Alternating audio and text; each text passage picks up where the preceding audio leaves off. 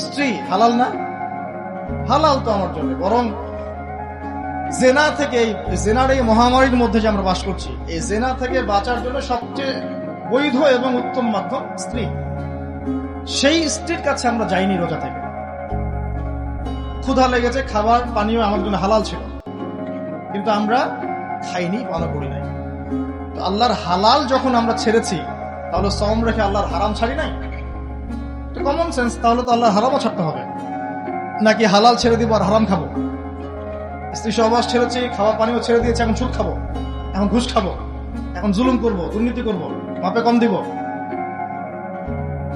তো রমাদান এই শিক্ষাটা দিয়ে গেল যে আমরা যেন সারা বছর আল্লাহ পাকের হারামগুলো ছেড়ে চলতে পারি, ঠিক যেভাবে আমরা সওম রেখে হালাল ছেড়ে দিয়েছিলাম। আল্লাহ আমাদেরকে তৌফিক ইনায়েত করুন, আমিন। 4 নাম্বার সবচেয়ে বড় মেসেজ রমাদান দিয়ে গেছে আপনাকে আমাকে, সেটা হচ্ছে আল কোরআনুল কারীম। শাহরু রমাদানাল্লাযী উনজিলা ফীহিল কোরআন, সূরা বাকারা 185। রমাদান সেই মাস যেই মাসে আল্লাহ পাক কোরআন নাযিল করেছেন, হুদাল লিন-নাস, মানব জাতির জন্য হেদায়েত স্বরূপ, ও বাইয়িনাতিন মিনাল হুদা ওয়াল ফুরকান, এটা সুস্পষ্ট প্রমাণ, ব্যাখ্যা। আর স্পষ্ট করে আরো বলেছেন আল্লাহ, ইন্না আনজালনাহু ফি লাইলাতুল কদর, কদরের রাতে আমি কোরআন নাযিল করেছি। কোরআন নাযিল হওয়াটাই কিন্তু রমজান মাসের সবচেয়ে বড় ঘটনা।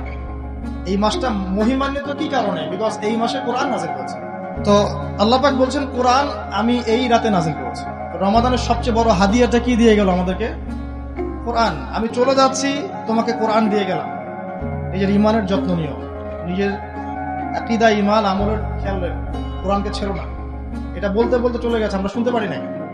যারা শুনতে পেরেছে, যাদের মধ্যে খিজিরের মতো কলব আছে আলাইহিস সালাম। তো